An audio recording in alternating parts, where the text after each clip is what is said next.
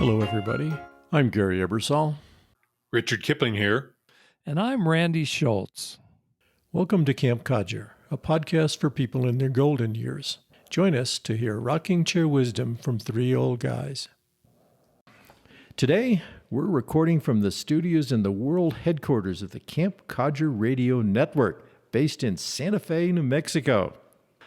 Better yet, for the first time since our Snowbird episode back in March, all the Codgers in the same room.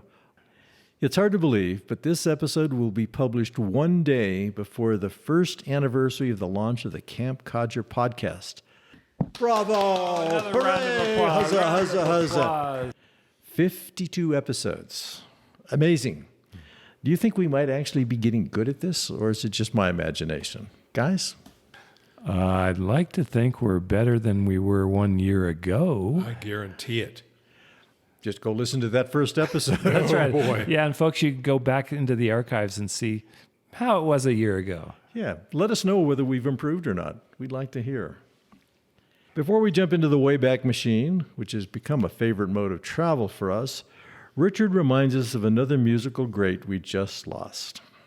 It's been all in the news, so I'll simply offer up a personal memory of how a Tony Bennett song put a dream in my young mind. It was early 1962. I was 17 years old. It was a hard winter in Topeka, Kansas. And then I heard this song, I Left My Heart in San Francisco. And I remember immediately daydreaming about that place, California, where I wanted to go. A piece of that stayed with me for the next several years until I left Kansas and went to California to school. I didn't get to San Francisco right away, but I got up there some months later, and I was not disappointed.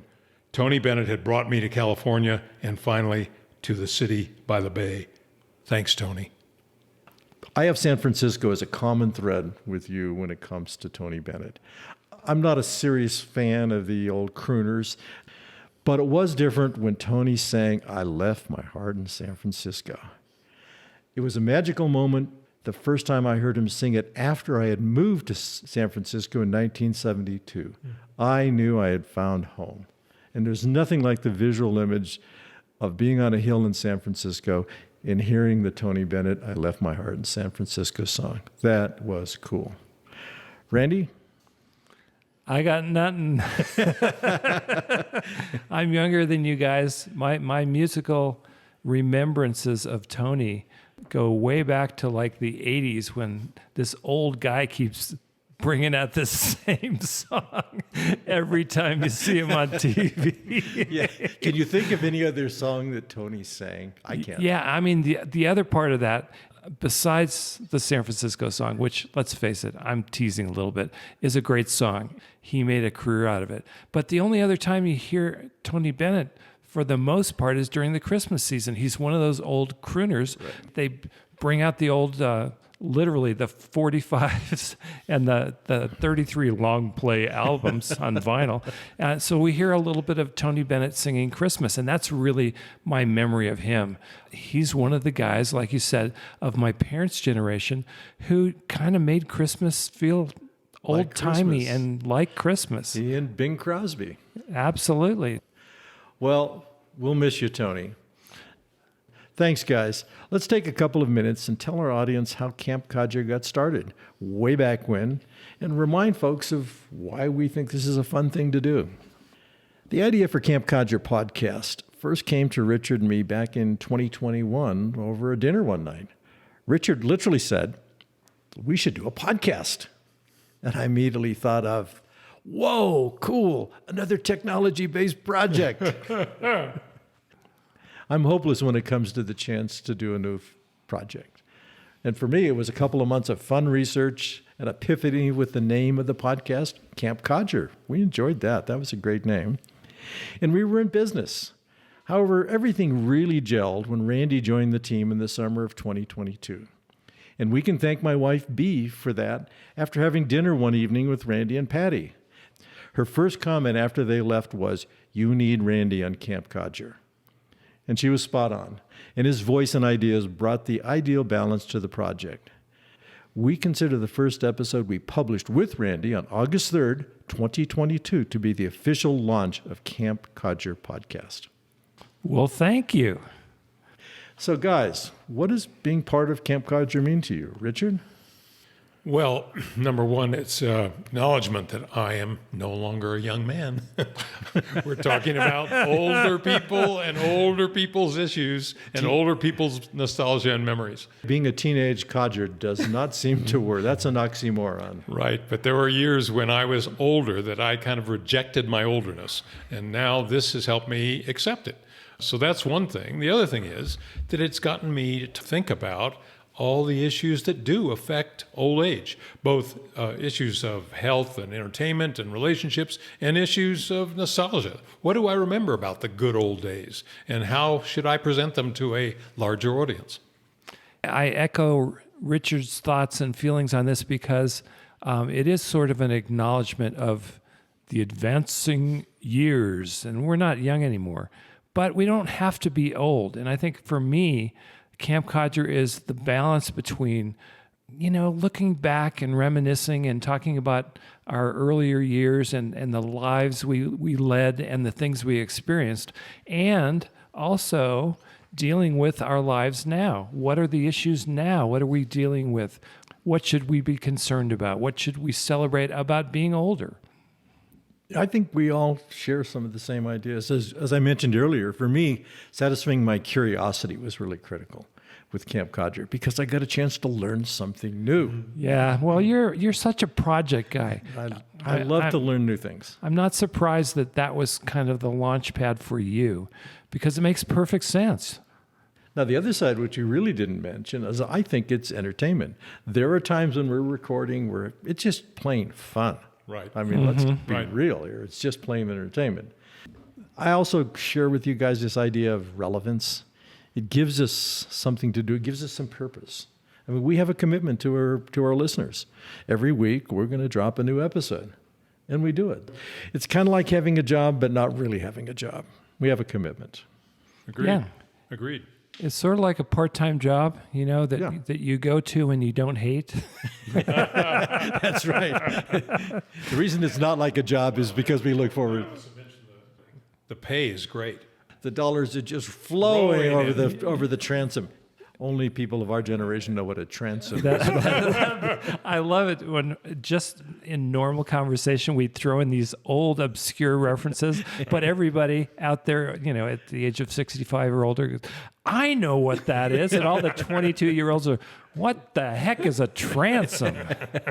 It's true though. There's so many time-specific words that you think, I haven't heard that word used in a decade. And I'll be honest, I haven't used transom in a decade. All right, folks, if you don't know what a transom is, send us a comment, and we will answer you with the definition of what a transom is.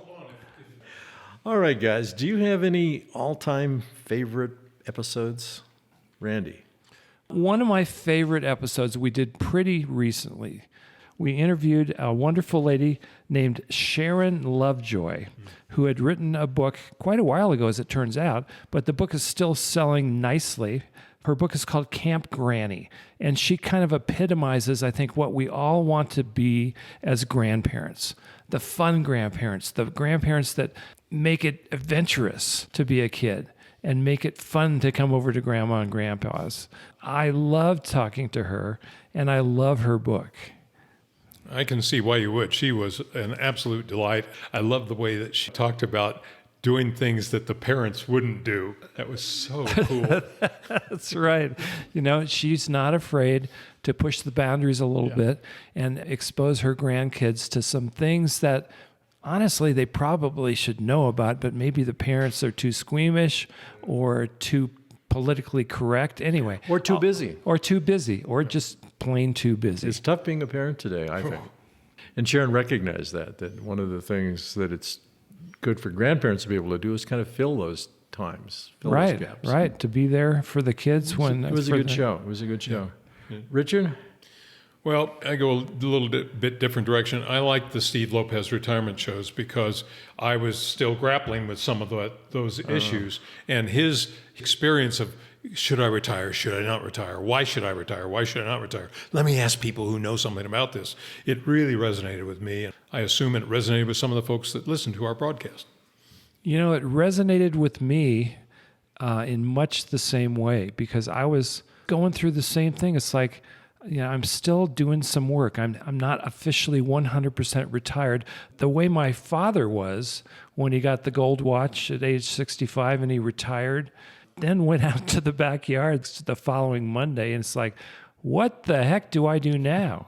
I know that that's not my mode of retirement, but listening to Steve gave me some other ideas. Noticeably, the fact that, okay, you can cut back, you can scale your hours back. You don't have to be 100% retired. There's more than that. Instead of a light switch, there's a gradient of choices, and you can make retirement look like whatever you want it to. And the other thing is that he grappled with this idea, well, but I like what I do. Do I have to quit it because I'm a certain age? Right. I like it. And that was very interesting to me. I had kind of moved beyond that in a sense. I'd gone through that grappling with calling myself retired, and it really was calling myself retired. So Steve's episode was interesting because I could look back and say, yeah, this is what I was struggling with, but I was done. I'm done. I'm retired. Except for Camp Codger. Richard, you had a couple of gigs still going at the time, and you were still pretty active in your business. And that's the point. We are a microcosm of what Steve was talking about on those shows. And the interview was so great, we split it into 2 shows because he had so much to say. I love the fact that we all experienced it, the 3 of us, from where we were, and got different things out of that show. You know, the other thing to remark about that show, he was our first guest. Oh, that's true. He was our first guest. Steve, if you're listening, thank you. You were a wonderful first guest, and we will always remember you, whether we're retired or not. We do different genres. And the ones that tend to attract me are those that have a technical bias and are kind of educational. Being a little bit entertaining, but mostly educational. So the ChatGPT and the Metaverse things struck me as, well, people need to understand this, and it's my job in life to help people understand it. Probably a little bit of is me wanting to take on the tech bros in Silicon Valley who drive me crazy. What you guys say in Silicon Valley isn't necessarily the truth. It's your version of the truth. I have an obligation to help our cohort better understand. So I like those kind of episodes. And it's hard also not to like memory lane episodes. But before we go there, I love our memory lane episodes. But getting back to my dear friend ChatGPT, and I feel like we're close now. We ended up doing 2 shows on ChatGPT, spaced out about 3 months apart. The first one was really fun because it was an adventure for all of us. We were discovering this brand new, different way to sort of look at and interact with computers. So we were asking it questions and getting answers. One of my favorite things on all of our shows is asking ChatGPT to write bios. Richard and I both had bios written, and poor Richard, about 3/4 of the way through, we found out he had died in 2015. And that was the point at which I knew that ChatGPT wasn't ready for prime time. But I have to say, the thing I appreciate about Gary's interest in these things is that I'm not sure I would automatically gravitate to those things. It's certainly not in the depth that I did because of your suggestion that be the subject. Yeah. And I think it really broadened my knowledge of this that wouldn't have happened otherwise. I'm glad you guys enjoyed it. I hope our listeners enjoyed it too, because for me it was a chance to help, and that's what we were doing there. Yeah, but we did get great responses to that because that first show, nobody had tried it yet, and we were kind of like the guinea pigs, right? And then the second show, when we went back, I was surprised at how much the technology had changed just in 2 or 3 months. It was behaving more responsibly in a way, right? It wasn't just throwing random facts out and putting them together. Hallucinating. It wasn't hallucinating, right? And we found out that it told a pretty good joke. I'm glad we did those, and I think we'll do more of them. Can I bring up another one? Sure. This one is more personal, certainly for Randy and myself, the Ills and Pills episode, where we both described our own episodes of getting older health-wise and some things that happened to us. It might not be the happiest show, but it was a show that just says, hey, this is a normal part of our experience and get used to it. That doesn't mean give in to it, but get used to it. It's an intermittent part of being older. Part of what we can do on this show and what the response has been to this show has been, wow, it was great to hear you guys talk about that. Because I went through something similar, right? Exactly. Right. Anybody who's gone through a major medical event in their later years, and let's face it, most of us either have or will. Sometimes you just need to be able to share it and feel like you're not alone. Exactly. I think that was our contribution, Richard, to that discussion, was being willing to talk about it. One of the things that Gary and I talked about early on is my vision for the show was always for it to be infotainment. There's an information segment to the shows that's really strong and really important. And at the same time, we need to be entertaining so that when we're delivering information, it's not real dry and boring. We have a perspective to share, and we want to lighten things up when we can. It's a balance we try to achieve. Life is not always a bowl of Life is Cheerios. not always a bowl of Cheerios. Life is not always a bowl of Cheerios. People have been saying that for years. I just had a Codger moment. I couldn't think of the word that I wanted to And use. we'd like to say thank you to our sponsor, Cheerios. If you're listening out there, send us a check. But one of the categories that we've gotten some really strong responses to have been our memory lane Yes. shows. I think the best one was the most recent one we did in that category, when we just took 1 year in our lives, 1 year, but we picked a great year, 1968, and we talked about what happened that year, where we were, what the events of the year meant to us, what we were going through. I had so much fun researching that, and I had so much fun just talking about it with you guys. Yeah, it was a breathtaking year and a really interesting discussion. At the end of researching it, I thought, how did we survive that year? It was almost like a COVID year. It was insane. That's right.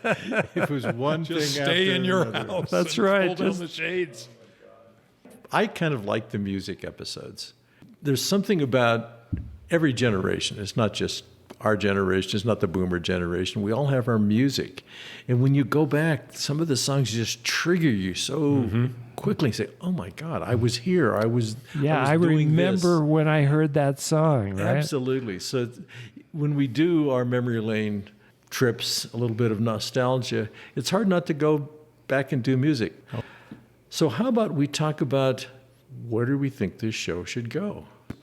This is our 52nd episode, right? 52 episodes in a row. 1 week we missed, but, those things happen to old codgers now and then. We're happy with that. We're really pleased. But do we do another 52 exactly the same? Or what are some ideas you guys have? Well, Gary, I think what we ought to do is try to stay the course as far as the balance that I think we've struck between getting serious and then lightening things up. I really like what we've done, and I like the tone of it. And even when we do a serious topic, I think we bring a little humor and humanity to it. I don't want to lose that. I think that's one of the things that we're doing well. Well, the 800-pound gorilla in the room, the elephant, we haven't done sex and relationships. We don't have that much material at this age. Not at our age, particularly. Come on, let's get real here, guys. No, that, as a matter of fact, is on the agenda, but maybe we should ask our listeners, what do you think we should do? We're really wide open. If we got some comments, some inputs, some ideas, we'd love to play them out. If you've got a grand idea for a show, for a theme we might want to pick up, drop us an email. We'll have all that information at the end of the show. Send us an email, leave a comment, leave us a voicemail. We'd actually like to have a little more listener participation. One of the things that we could think about is actually interviewing some of our listeners. What's going on with them at this stage in their lives?